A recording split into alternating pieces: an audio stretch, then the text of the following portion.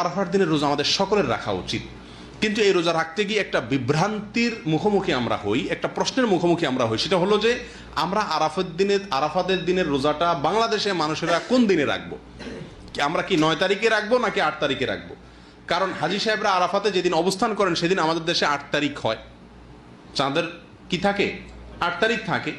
তো আমরা কি হাজী সাহেবরা আরাফাতের মধ্যে অবস্থান করছেন সেদিকে তাকায় 8 তারিখেই রাখবো, নাকি হাজী সাহেবরা সৌদি আরবে যেহেতু 9 তারিখে আরাফাতের ময়দানে অবস্থান করছেন অতএব ওই 9-এর দিকে তাকে আমরা 9 তারিখে রাখবো? এটা নিয়ে একটা ধোঁয়াশা, একটা প্রশ্ন আমাদের ভেতরে কম বেশ আছে।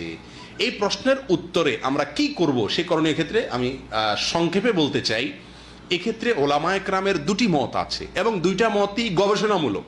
এর কোনোটাই কোনো হাদিস থেকে স্পষ্টভাবে সমর্থিত না, বরং উভয় মতই যার যার বুঝ এবং গবেষণা লব্ধ। কোনোটিকেই সঠিক বা ভুল এটা বলা বুদ্ধিমানের কাজ হবে না। অনেক ওলামায়ে কেরাম বলেন আমরা হাজী সাহেবরা আরাফাতের ময়দানে যেদিন অবস্থান করবেন পৃথিবীর সকল প্রান্ত থেকেই আমরা হাজী সাহেবদের ওই অবস্থানের আরাফাতের অবস্থানের দিনেই কি রাখবো? রোজা রাখবো। এটাই হলো আরাফাত দিনের রোজা। যদি সেদিন কোনো দেশে ঈদ না হয় তাহলে আমরা রাখবো, সেটা আমার দেশে 8 তারিখ হোক 7 তারিখ হোক দেখার দরকার নেই। এটা হলো অনেক ওলামায়ে কেরামের মত। অনেক ওলামায়ে কেরাম বলেন না, আমরা 9 তারিখে রোজা রাখবো আমাদের দেশে, সেটা হাজী সাহেবদের আরাফাতে অবস্থানের পরের দিন হয়, অর্থাৎ এদেশে সৌদি আরবে ঈদের দিন হয়, ওই দিন আমাদের দেশে 9 তারিখ, আমরা 9 তারিখে রাখবো। কেন?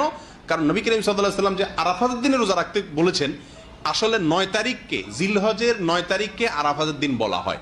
এখানে তারিখটা হলো উদ্দেশ্য, আরাফাতের দিন এটা হলো শুধুমাত্র নাম। জিলহজের 10 তারিখে ইয়মুন নাহর বলা হয়, জিলহজের 9 তারিখে ইয়মে আরাফা বলে, জিলহজের 8 তারিখে ইয়মুত তারবিয়া বলে। এগুলো হলো এই দিনগুলোর এক একটা নাম। যেহেতু নবী সাল্লাল্লাহু আলাইহি ওয়াসাল্লাম আরাফার দিন রোজা রাখতে বলছেন, অতএব 9 তারিখে রাখবেন, এরকম একটা মত ওলামায়ে কেরাম বলেন।